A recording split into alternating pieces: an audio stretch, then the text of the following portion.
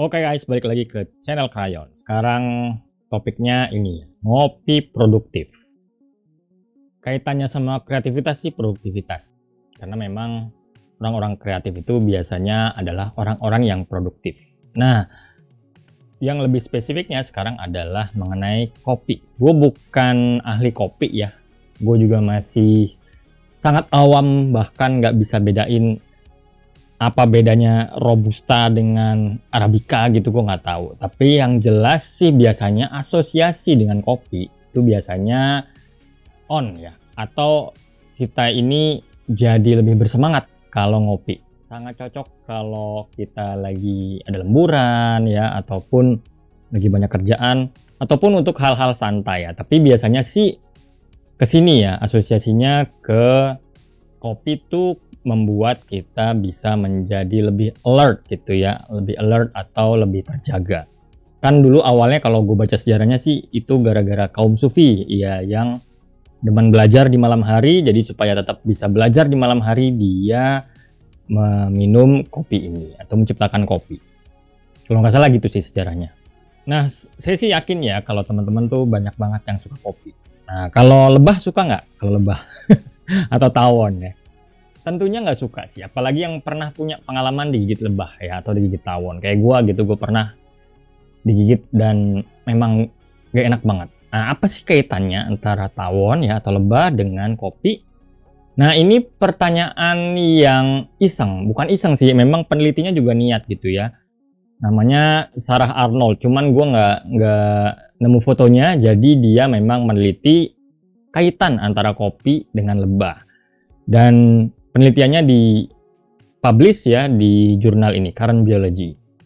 Jadi dia pengen tahu, lebah kan hewan yang cukup rajin ya, rajin bekerja gitu. Bahkan salah satu hewan yang disebutkan di dalam Quran, kalau kalian atau teman-teman muslim, itu ada tuh kan surat lebah.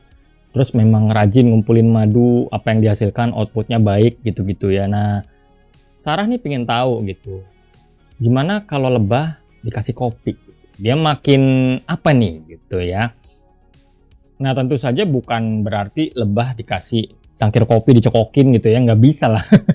Kan kecil, jadi esensinya yang diambil, esensi dari kopi itu kan kafein ya kan. Jadinya gimana kalau lebah dimakanin kafein ya.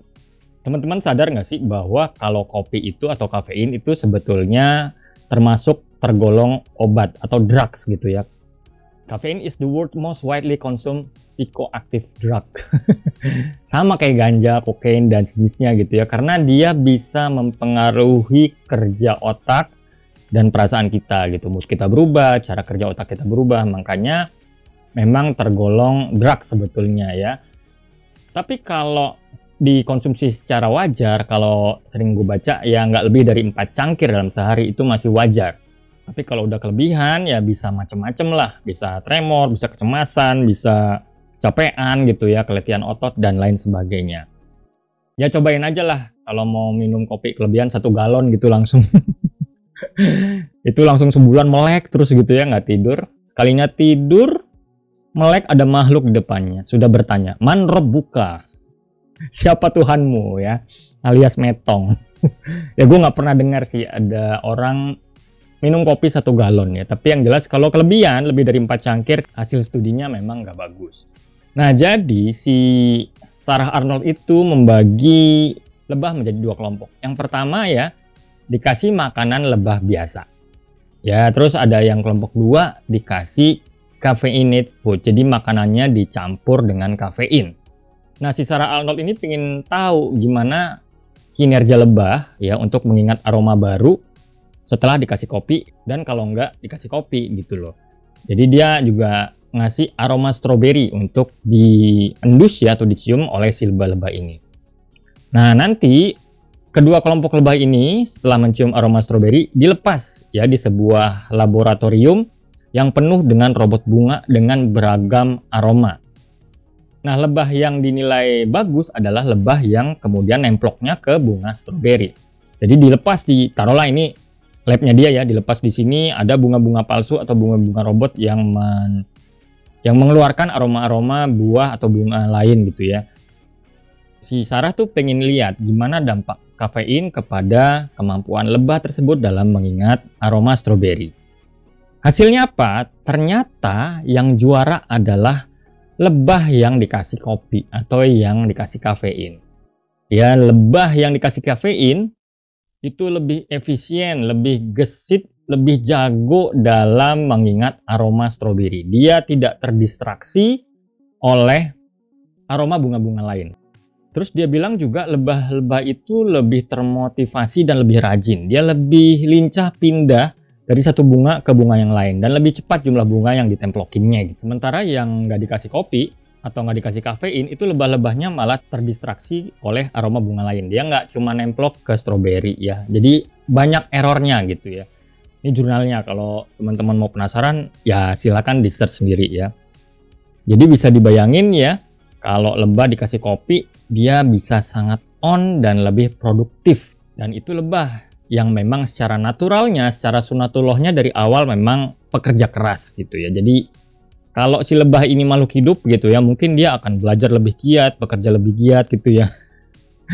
Kalau pulang pergi kantor lebih semangat gitu ya. Sayangnya ya lebah ini binatang. Nah, kalau manusia agak beda kasusnya ya kan. Kalau lebah memang naturalnya produktif gitu. Sementara manusia bisa produktif, bisa juga malas. Jadi produktif adalah sebuah pilihan.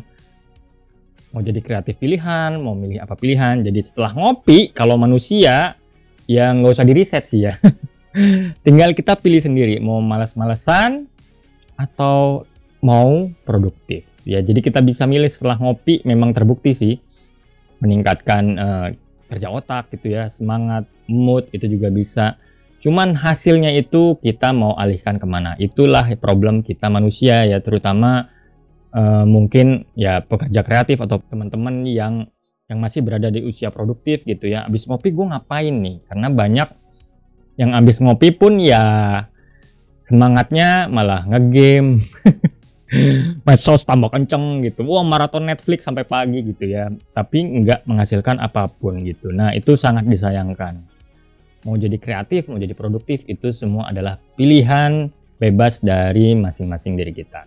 Kalau punya kesadaran tinggi biasanya dia akan bertanya, why am I doing this? Kok gue medsosan ya, kok gue ngerjain ini ya, buat apa? Nah gitu-gitu tuh kayaknya generasi muda sekarang agak-agak kurang, padahal itu menurut gue sangat penting di era distraksi seperti ini. Oke, itu aja untuk video kali ini. Semoga bisa bermanfaat. Terima kasih.